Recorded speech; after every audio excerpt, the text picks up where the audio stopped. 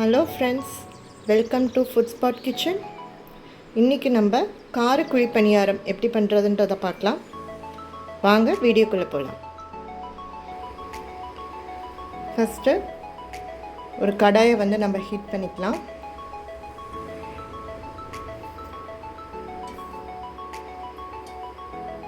மூணு teaspoon oil போட்டுக்கோங்க.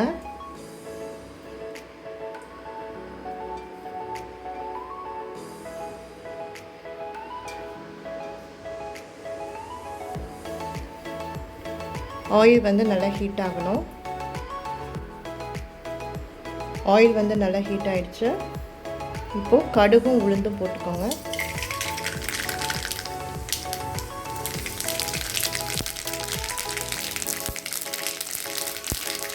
நாலு பெரிய வெங்காயத்தை இந்த மாதிரி நான் சின்னதாக கட் பண்ணியிருக்கேன். ஸோ இப்போ இதையும் நம்ம இதில் ஆட் பண்ணிக்கலாம்.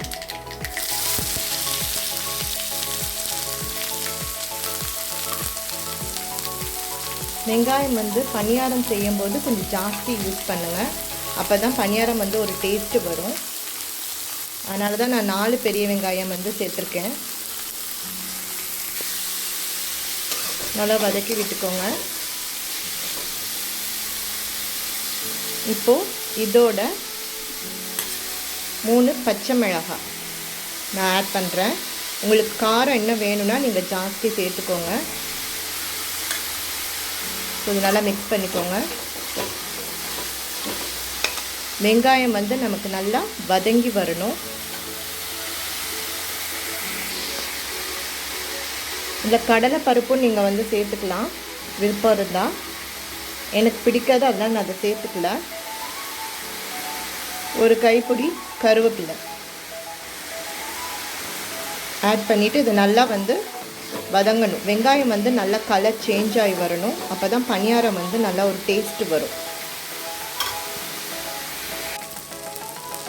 இந்த வெங்காயம் வதங்கிறதுக்கு லைட்டாக கொஞ்சம் உப்பு ஆட் பண்ணிக்கோங்க. மாவில் ஏற்கனவே நம்ம உப்பு சேர்த்துருப்போம், அதனால் இதில் கொஞ்சமாகவே ஆட் பண்ணிக்கோங்க. வெங்காயம் பார்த்திங்கன்னா நல்லா வதங்கியிருக்கு. இன்னும் ஒரு 2 மினிட்ஸ் இருந்தால் போதும். கலர் சேஞ்ச் ஆகிருக்கு பாருங்கள்.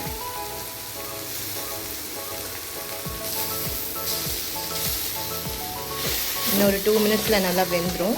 இப்போ வெங்காயம் வதக்கும் போதே நான் சைட்லேயே பணியாரக்கல்லையும் நான் வச்சுருக்கேன் ஹீட் ஆகிறதுக்கு.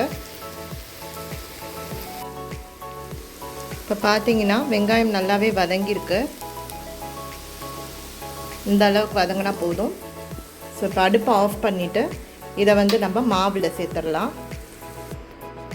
பார்த்திங்கன்னா நம்ம மாவில் இதை சேர்த்துட்டோம் வெங்காயத்தை. ஸோ அதை நல்லா நம்ம மிக்ஸ் பண்ணி விட்டுக்கலாம். மாவில் இப்போ நல்லா நம்ம மிக்ஸ் பண்ணி விட்டுட்டோம் பாருங்கள்.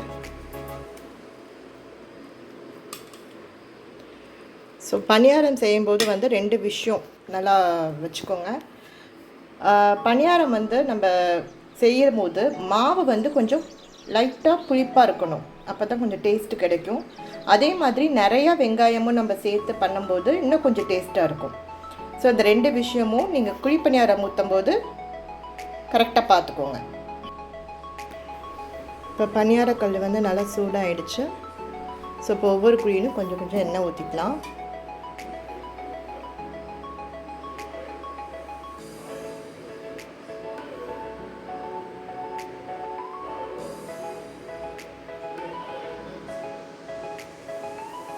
ஸோ எண்ணெய் ஊற்றியாச்சு. இப்போ மாவு சேர்த்துக்கலாம்.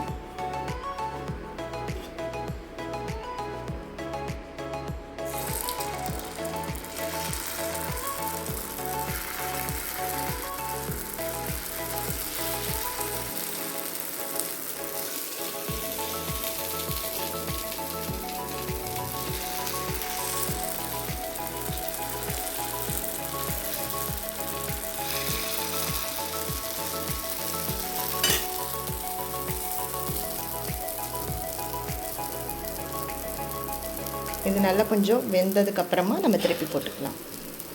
ஸோ இப்போ நமக்கு வெந்துடுச்சு. இதை திருப்பி போட்டுடலாம்.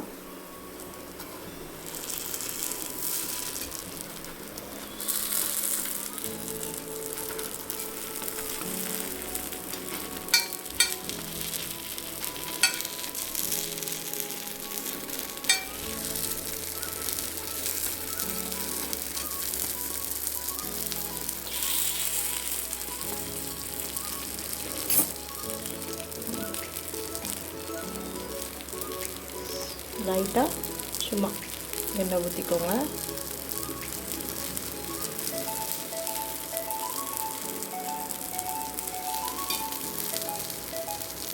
ஸோ இது வெந்ததுக்கப்புறமா நம்ம எடுத்துடலாம். குழிப்பணியாரம் வந்து இப்போ வெந்துடுச்சு. இப்போ நம்ம எடுத்துடலாம்.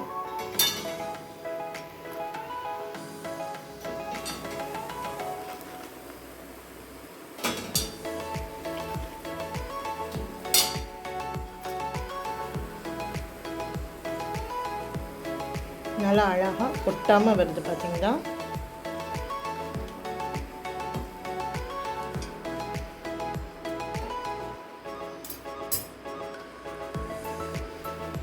அவ்வளோதான், நமக்கு சுவையான கார குழிப்பணியாரம் வந்து ரெடி ஆகிடுச்சு. ஸோ இதை வீட்டில் நீங்கள் ட்ரை பண்ணி பாருங்கள். ட்ரை பண்ணிவிட்டு உங்கள் கமெண்ட்ஸை வந்து எனக்கு மறக்காமல் அனுப்பி விடுங்க.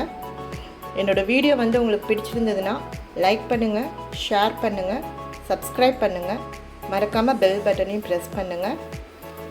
இன்னொரு வீடியோவில் வேறு ஒரு புது ரெசிபியோட மீண்டும் உங்களை வந்து நான் சந்திக்கிறேன். நன்றி, வணக்கம்.